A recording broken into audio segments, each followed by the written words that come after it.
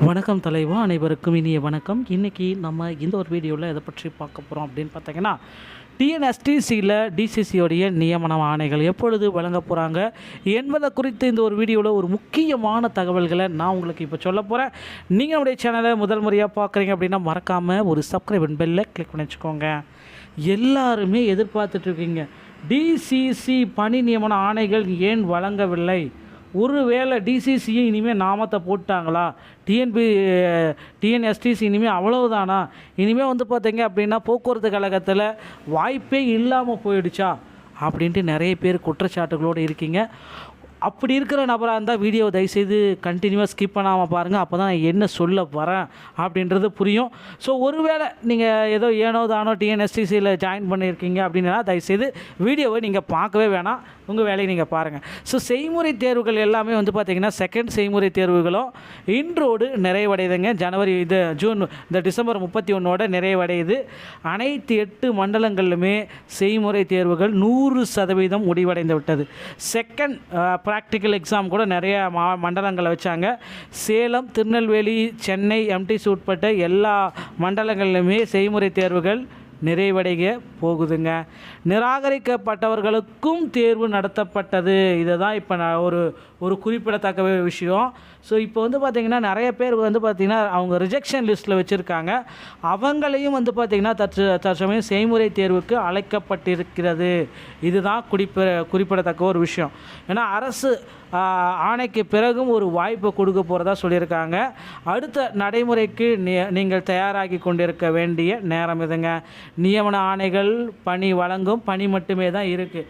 Appointment order மட்டும்தான் அடுத்து வந்து பார்த்திங்கன்னா கொடுக்க போகிறாங்க. இந்த நியமன ஆணைகள் எப்போ கொடுக்க போகிறாங்க? ஸோ பொங்கலுக்கு முன் நியமன ஆணைகள் அனைத்து நடைமுறைகளுமே முடிஞ்சாச்சு. இனி வந்து பார்த்திங்க அப்படின்னா பொங்கல் ஜனவரி 13 ஜனவரி 7 to 10 நியமன ஆணைகள் வழங்குவதற்கு நிறைய வாய்ப்புகள் இருக்குது. அனைத்து நடைமுறைகள் அனைத்துமே முடிக்கப்பட்டு விட்டதுங்க. ஸோ அதனால் பொங்கலுக்கு முன்னாடியே நியமன ஆணைகள் ஜனவரி 10க்குள்ளார எல்லாருக்குமே அப்பாயின்மெண்ட் லெட்டர் சென்றடையும். பெரும்பாலான தேர்வுகளுக்கு அரசின் வேகமான நடவடிக்கை ஓட்டுநர்களின் அத்தியாவசிய தேவையை குறிக்கிறதுங்க.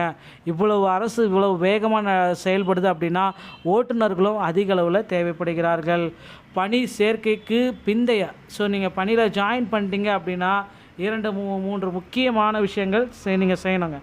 ஸோ என்ன அப்படின்னு பார்த்தீங்கன்னா 2 மாத பயிற்சி கட்டாயம் உங்களுக்கு கொடுக்க வேண்டிய சுச்சுவேஷன் இருக்குது. அதனால் 60 நாள் பயிற்சியை நீங்கள் போக்குவரத்து கழக டிப்போவில் அந்த பஸ்ஸை நீங்கள் ஓட்டியே ஆகணும். புதிதாக பணியில் சேரும் அனைவருக்குமே இது கண்டிப்பாக இருக்குங்க. முன் அனுபவம் உள்ளவர்களுக்கு 1 வார பயிற்சி தான். ஸோ நீங்கள் வெல் எக்ஸ்பீரியன்ஸ், நீங்கள் டாரஸ் லாரி ஓட்டுற டிரைவர், ப்ரைவேட் பஸ் ஓட்டுற கண்டினியூஸாக 10 வருஷம் ஓட்டுருக்க டிரைவராக இருந்தீங்கன்னா 1 வார பயிற்சி தான் கொடுப்பாங்க. அடுத்த வாரம் பொங்கல் முடிஞ்ச உடனே நீங்கள் பஸ் ஏறலாங்க. ஸோ இது ஓட்டுநர் மற்றும் நடத்துனர் பணி, டிரைவர் கம் கண்டக்டர் என்பதால் இந்த 2 பணிகளுமே நீங்கள் செய்ய வேண்டிய சுச்சுவேஷன் வேணும். ஏதாவது ஒன்றை மட்டுமே தேர்ந்தெடுக்கணும் அப்படின்றத கிடையவே கிடையாது.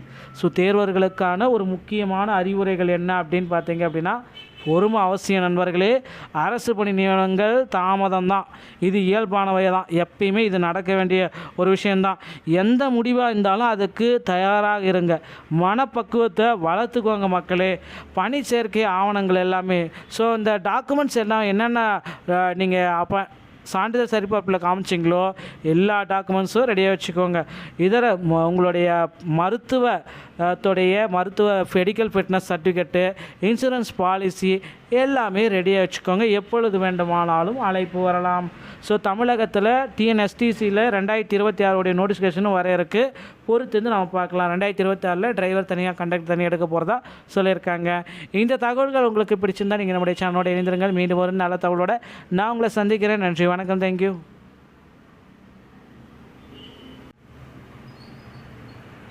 வணக்கம் தலைவா, அனைவருக்கும் இனிய வணக்கம். இன்றைக்கி நம்ம இந்த ஒரு வீடியோவில் எதை பற்றி பார்க்க போகிறோம் அப்படின்னு பார்த்தீங்கன்னா, டிஎன்எஸ்டிசியில் டிசிசியோடைய நியமன ஆணைகள் எப்பொழுது வழங்க போகிறாங்க என்பதை குறித்து இந்த ஒரு வீடியோவில் ஒரு முக்கியமான தகவல்களை நான் உங்களுக்கு இப்போ சொல்ல போகிறேன்.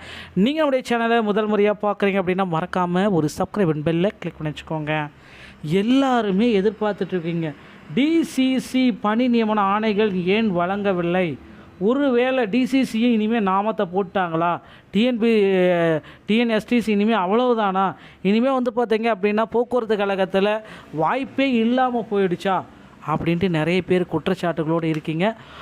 அப்படி இருக்கிற நபராக இருந்தால் வீடியோவை தயவுசெய்து கண்டினியூவாக ஸ்கிப் பண்ணாமல் பாருங்கள். அப்போ தான் நான் என்ன சொல்ல வரேன் அப்படின்றது புரியும்.